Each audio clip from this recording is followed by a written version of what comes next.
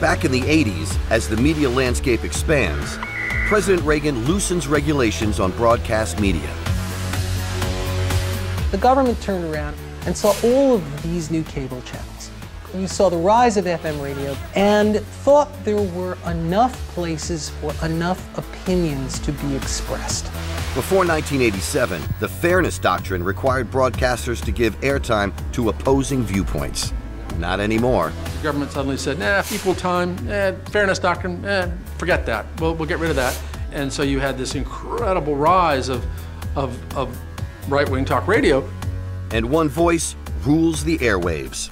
Greetings to you, conversationalists all across the fruited plain, and welcome to the award-winning, thrill-packed, ever-exciting, increasingly popular, growing by leaps and bounds, Rush Limbaugh program. Once the Fairness Doctrine was eliminated, once the barriers to multiple ownership broke down, you could drive from Cape Hatteras, North Carolina, to Santa Barbara, California, and hear nothing but Rush Limbaugh.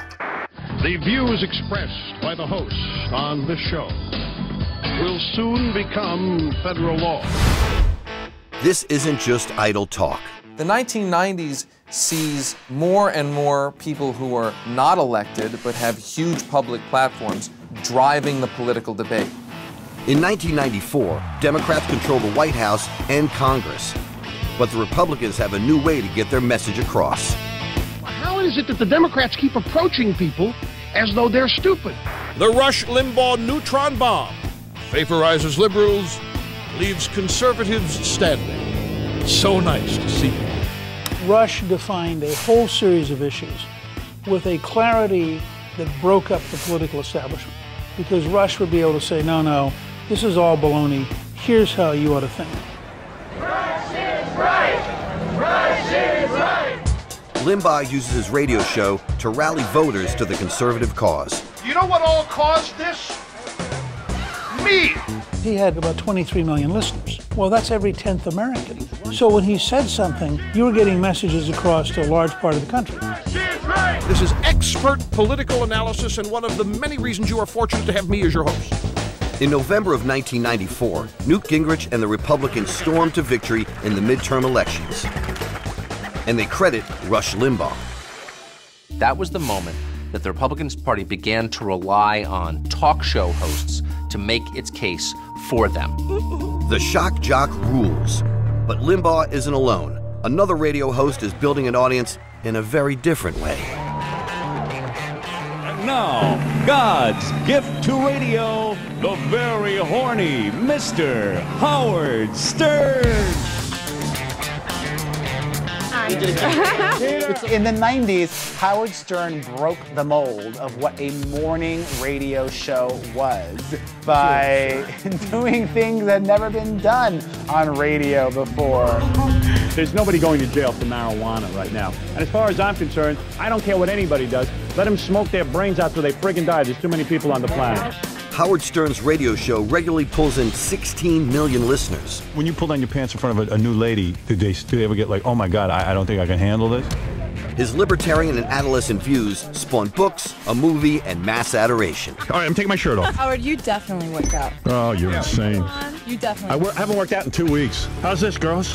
Wow. Breathe, Howard. I am the most honest person in the world today. Believe me, anybody who admits to having a 1-inch penis is honest.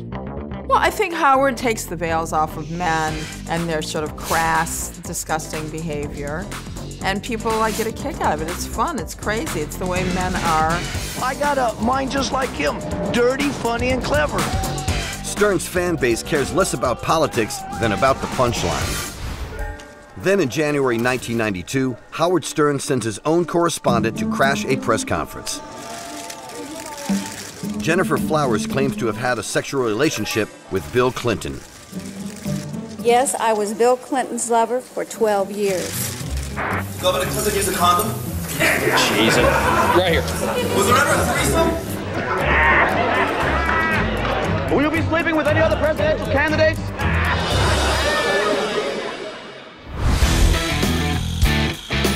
I think in a way he's a protest for an element in society that don't get their voices heard that well.